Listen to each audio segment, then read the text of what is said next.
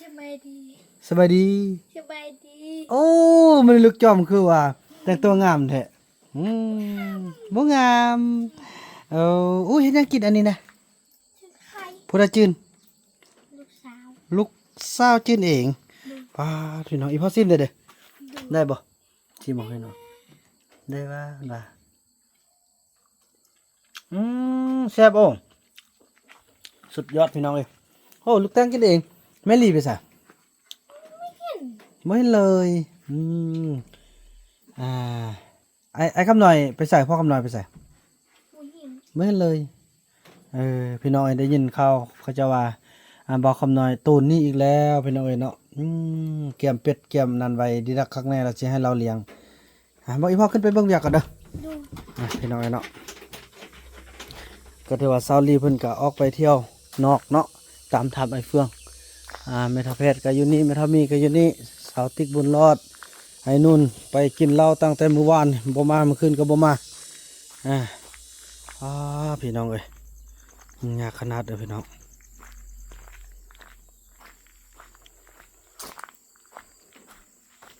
สาวติ๊ก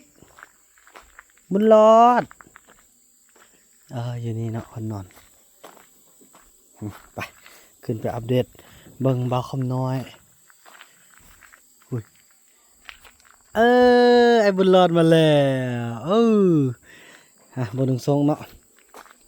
นี่อันนี้ก็จะยกมืออื่นพี่น้องไอ้เนาะ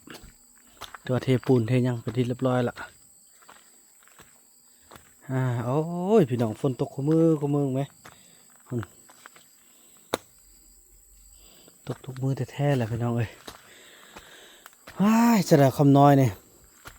ว่าสิหาเลี้ยงไก่เลี้ยงเป็ดเนาะเกี่ยมเลยล้มอีแม่ไว้เป็นที่เรียบร้อยพี่น้องเอ้ยว่ามื้ออื่นสิพาบ่าวคำน้อยออกไปเอาเป็ดแล้วก็เอาตะนางล้อมเนาะพอบ่าวนำไปเวียงหาก็มามื้อนี้พี่น้องเอ้ยโอ้บ่ได้ลงคลิปตั้ง2 มื้อพี่น้องเอ้ยจังซี่แหละโอ้อยู่พุ่นในบ่ตกพี่น้องฝนอยู่ทางเวียงเนาะทางนครหลวงเวียงจันทน์เฮาแต่ว่าทางพี่ตกแท้ตกว่าตกคู่มือพี่น้องเอ้ย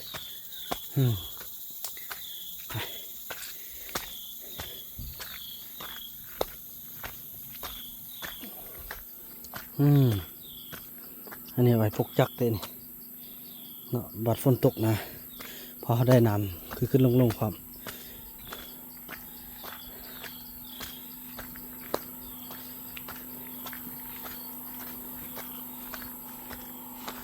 โอ้ขับหน่อย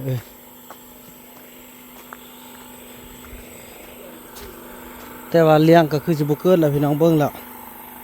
เลี้ยงก็บ่ได้แหละเลี้ยงก็สินั่นเนาะ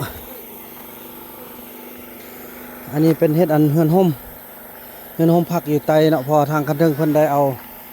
พยางมาให้แล้วเนาะอยู่พุ่นกามืออื่นก็จะได้ยกขึ้นแล้วนี่โอ้ทางนั้นเดียวจะให้เบิ่งโอ้คักเลยเด้เนาะบัดนี้เนาะเริ่มมีอันนั่งแล้วนี่พี่น้องไอ้หานนั่ง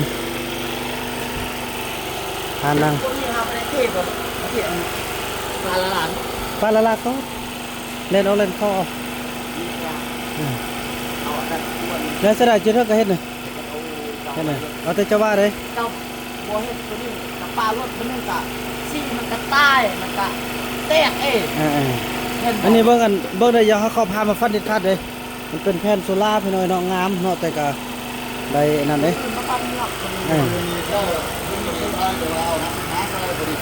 เอาอันนี้นะเนาะอันนี้ตัวนั่งอันนี้ตัวยิงแง่งามบ่งามนี่พี่น้องเอ้ยอันนี้เป็นสลาบอลที่มาพักผ่อนกินข้าวกินน้ำนั่งอิงนะนี่นั่งอิง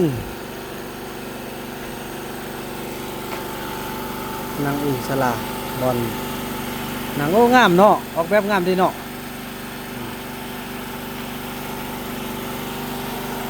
โครงสร้างโดยเหล็กโอ้โถตัวตัดสินใจเฮ็ดเนาะอันบอลจอดรถน่ะเนาะเด็ดเนี่ยเอาเด็ดเนี่ยเมื่อตระกะยามันเนาะได้เฮ็ดอะไรเฮ็ดมาแล้วเนาะอันนี้กระโปอันนี้หมดละ20 ปุ่มให้กับมันได้ขายดีคือเก่า เนี่ยนั่งอิงสบายเนาะ ได้ มันอาจสิกู้อยู่ลุ่มเลยพี่น้องเอ้ย เขามานั่นก็มีคนนั่งเด้ก็มีคนเขากินข้าวบัดนั้นมาเอาสัตว์ย่างมา เออ สัตว์ย่างเรายังไล่เลยค่อยมาก็คือสัตว์ย่าง แม่นแหละ มันเป็นสัตว์ย่างตัว มากินข้าวกินน้ำอยู่เขตนี้ มันจะไล่ เออ ที่นี่ก็มีเงินเขามีก็มีกัน เอาไปซะแล้วเอาคำน้อยนี่แหละ ไปมาสองมื้ออะไรมาน่ะ เอาเครื่องไปได้บ่ ยังไง โอ้เนาะ เป็นเข้าเข้านั่นก็ว่าเข้ามานี่เมื่อวานนี่เพราะว่าจบมัน โอ้ มันย่างไปเลยซื้อเหล้าต้อง เอาไปไหนตั้ง มันซื้อเหล้าต้อง ทางทางทางทางไปวะ คือประเภทสิพันเมื่อวานมันไปซื้อมาแต่หุนี่ขึ้นเมื่อวานนี่เหรอ เออ ท่านย่อมก็เคยไปเขาบอกว่าเอาคำนวณเป็นทุกไปแล้วเลยมาทุ่มหัวซื้อมาแต่ ตามวิถีชีวิตคือสิบ่เกิดแล้วเรื่องเป็ดนี่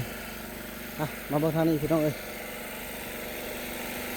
ดีแต่บ่ซื้อตะนางกำลังว่าสิเพราะว่ามื้ออื่นพี่น้องว่าสิพาออกไปเอาเนาะแล้วเอาตะนางได้แล้วก็สิไปกวดเบิ่งว่าลูกไก่เพิ่นอันนั่นแล้วบ่หั่นมามื้อนี้สัมไปวับซะ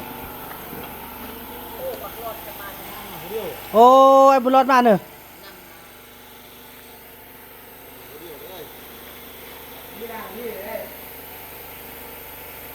อันนี้มันเท่คันใดพี่น้องเอ้ยเนาะมื่นติดบานประตูแล้วมื่นแต่งซีใส่ท่าซีใส่อันนี้เป็นคันไดพักเดียวเนาะอ๊บนี่กรึบกรึบกรึบโอ้คักบัดนี่เป็นคันไดละบัดนี่ห้องน้ำนี่ใส่ได้แล้วเนาะโอ้ไอ้บุญรอดมาบอกแม่มาเล่นไหมแน่บนนุ่งเครื่องอีกแล้วเฮ้ยมาเบิ่งมันเลยเด้อแม่ครับเอาแต่รับแต่นอนท่านแม่ก็ได้ แม่นอนนึกมือ ไปเบิ่งห้องน้ำพี่น้องใส่ได้แล้วเด้ห้องน้ำเขานะน้ำเข้าได้ละพอแล่นน้ำเข้ามาละเอ้าเนี่ยอันนี้คือว่าออกซินี่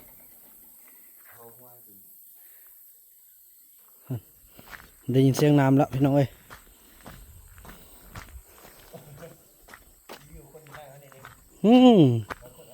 โอ้คนเขาเล่นบ่ดีนี่อ่างน้ำกะจีเอ้าโมเมนท่าซี่เลยบุท่าเธอเนาะบุท่าเธอน้ำเธอโอเคเนาะใส่ได้แล้วเนาะห้องน้ำนี่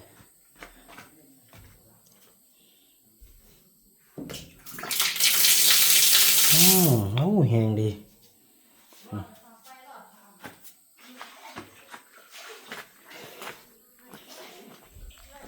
นี่พี่น้องเอ้ยเนาะพอดีละบานนี่เอ้าบ่เอาปูนจอดเถื่อคือว่าเข้าได้แล้ว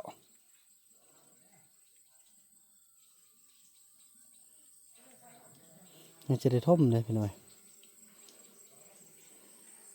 อันนี้นี่ท่อระบายน้ำมาเข้านี่เลยเนาะ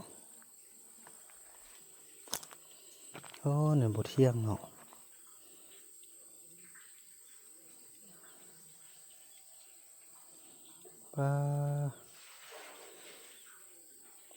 ว่ากันมุ่นลุ่มขึ้นเด้นี่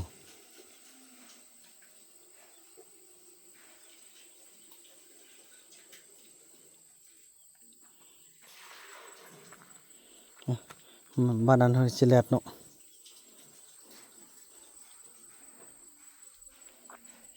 ท่ออากาศเด้ท่ออากาศอยู่ทางนี้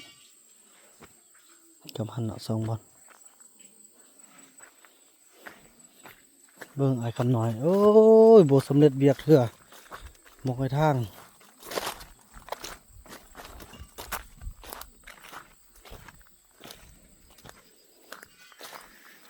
พอจะได้สำนี้แหละแต่ละมือก็ให้มือละ20,000พี่น้องเอ้ยได้แล้วกันไปซื้อเหล้าซื้อเบียร์กินเนี่ยเห็นบ่ว่าแล้วมากวดบังเบียกในบ่ได้สิเลี้ยงเป็ดบ่ได้แล้วนั่นนี่นะ ต้องให้มันแป้นแล้วก็ออมพี่น้องเอ้ยไปแล้วบ่อยู่แล้วโอ้เครื่องเอาไปหมดเลยกระเปะยังเอาไปหมดเลย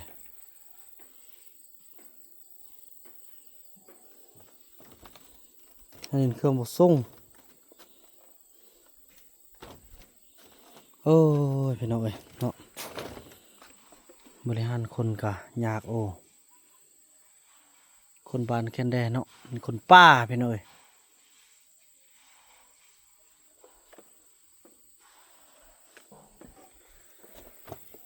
บ่อยู่แท้บ่อยู่แท้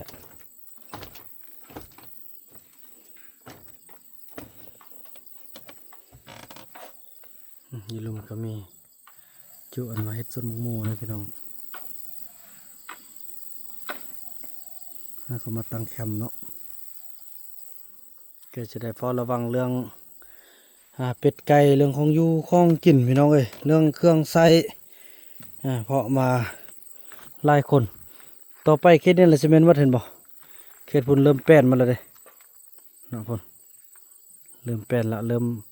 เขาเจ้าเริ่มทางเริ่มอิหยังต่างละพุ่นเคสนี้จะเป็นเขาเจ้าจะสัมปทานเป็นอันส้นมะม่วงหมดเนาะระยะ3-4 เดือนพี่น้องเอ้ยออมนี่เนาะ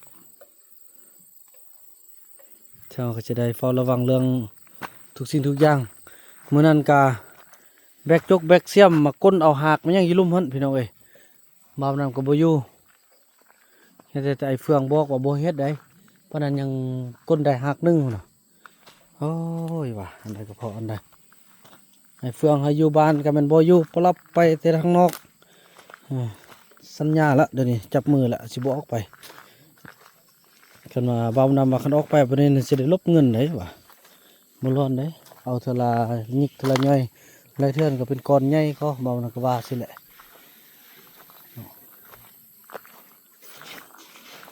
นี่เจ็ดเงินครัวให้เฟืองนี่อีกนี่เนาะเป็นการประกอบส่วนสมทบทุนของยาแม่จันดาลีคำวงศาพี่น้องเอ้ยเนาะเพิ่นก็ช่วยระบบท่อน้ำนี่ระบบห้องน้ำเนาะจำนวน350 เหรียญพี่น้องเอ้ยนี่เดี๋ยวดีใจขอบคุณทางยาแม่ที่เบิ่งแยงพวกลูกพวกหลานเนาะเขาโถเดินทีกันแล้ว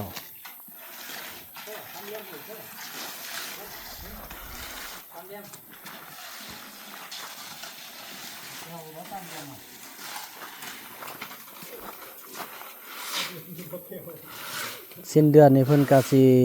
ช่วยในการเจาะบาดาลอยู่ทางนั้นพี่อีกตึมหนึ่งบ่อพี่น้องเนาะยาแม่จันตาลีเฮา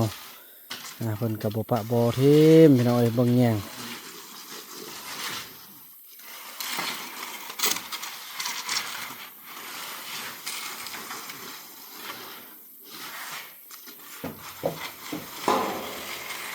เฮ้ยส่องพ่อลูก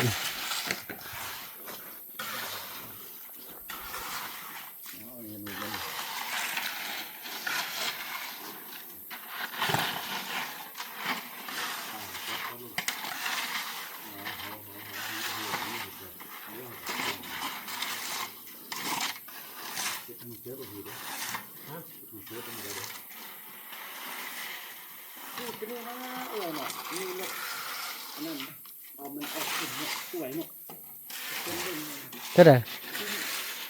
ขี้นี่นะมันเอามันก็สิเปื่อยเองบ่เนาะเปื่อยมันก็เน่าสิทัน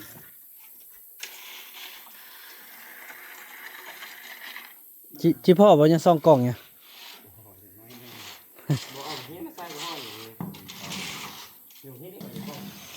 เอามือไปให้ต้องกวาดลงนะนี่อ่ะนี่มือกวาดนะเอาบ้านะ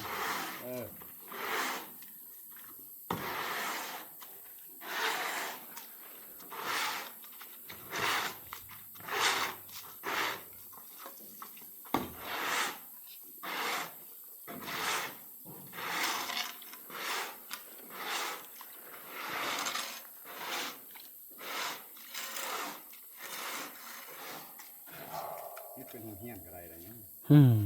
นั่นแหละ10 ปลายเสียงสบายการตรงเหี้ยนพี่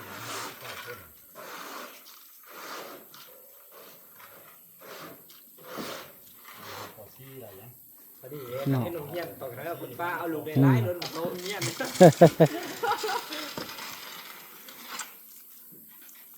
เฮ้ยมันบ่คำนวณอยู่เปื่อยๆบอกว่าเอาลูกได้หลายแบบเขาเฮียน เบิ่งนั่งเจ้าแหวนน่ะเสี่ยวน้ำควายน่ะบ่ได้เห็นจับไปตีตลอดโซ่มือน่ะ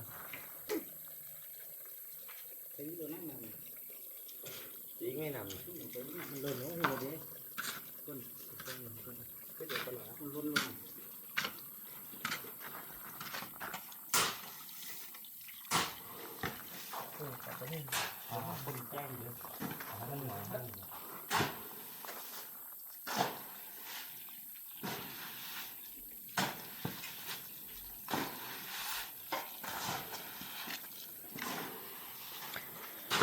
ถือว่าคลิปนี้ก็จะได้จบคลิปกันเพียงส่ำนี้ก่อนพี่น้องเอ้ยเนาะ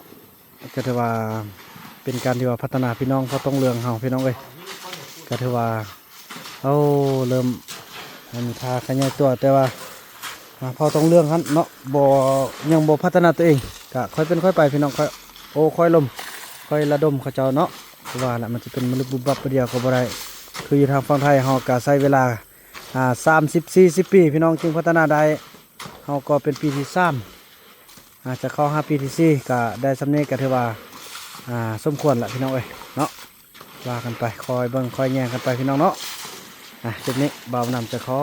อนุญาตจบคลิปกับสำเนียงก่อนแล้วก็พบกันใหม่ในคลิปต่อไปคลิปนี้บ่าวนำขออนุญาตเอาคำว่าสบายดี